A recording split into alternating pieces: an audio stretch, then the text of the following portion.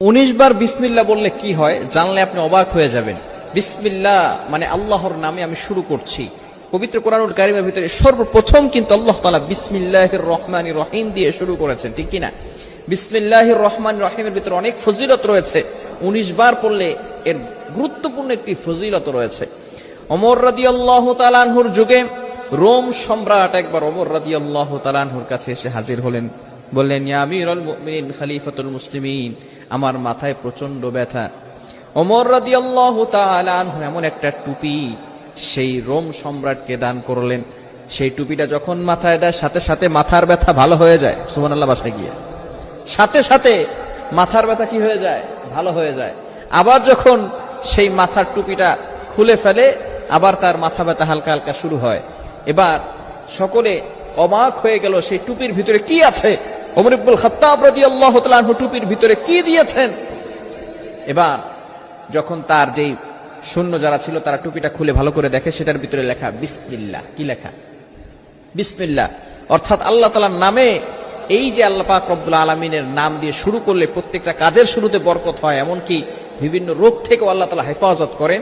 অতঃপর তাদের আর বুঝতে বাকি রইল না আল্লাহ পাক রব্বুল আলামিনের কোরআনের ভিতরে যে কতটা পাওয়ার রয়েছে। শুধু তাই নয়, আবু হুরায়রা রাদিয়াল্লাহু তাআলা আনহু থেকে বর্ণিত, তিনি বলেন, নবীজি সাল্লাল্লাহু আলাইহি ওয়াসাল্লাম জানিয়ে দিয়েছেন, হে আবু হুরায়রা ভালো করে শোনো, যখনই তুমি ওযু করবা ওযুর শুরুতেই সুন্দর বাক্যটি পড়বা বিসমিল্লাহ। এরপরে আবার যখন তুমি ভালো কাজ শুরু করবা তখনই তুমি বিসমিল্লাহ পড়বা।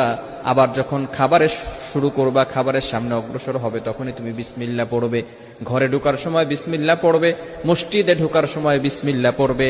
প্রত্যেকটা কাজের শুরুতে যদি বিসমিল্লাহ পড়া হয় আল্লাহ পাক রব্বুল আলামিন ওই কাজের ভিতরে বরকত দিয়ে দেন।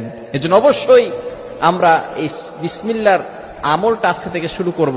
যেহেতু কোরআনের সর্বপ্রথম কিন্তু আল্লাহ পাক রব্বুল আলামিন বিসমিল্লাহির রহমানির রহিম দিয়ে শুরু করে দিয়েছেন।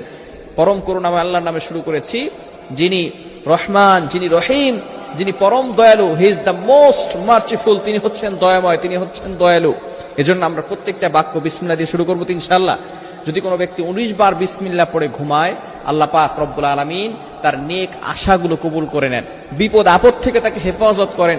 শুধু তাই নয়, যে ব্যক্তি এই বিসমিল্লাহ পড়ে 19 বার বিসমিল্লাহ পড়ে ঘুমাবে, আল্লাহ পাক রব্বুল আলামিন ওই বান্দাকে হেফাজত করবেন, প্রটেক্ট ফ্রম অল অ্যাক্সিডেন্ট, সকল বিপদ আপদ থেকে ওই বান্দাকে হেফাজত করবেন। অনেক সময় রাতের বেলা আমরা ঘুমিয়ে যাই, বিভিন্ন বিপদ আপদ আমাদের লাইফে আসতে পারে। বিভিন্ন সময় জিন জাতিরা আমাদের উপর অ্যাটাক করতে পারে, দুশমনরা আমাদের উপর অ্যাটাক করতে পারে। এই সকল প্রকার ক্ষতি থেকে আল্লাহ পাক রব্বুল আলামিন ওই বান্দা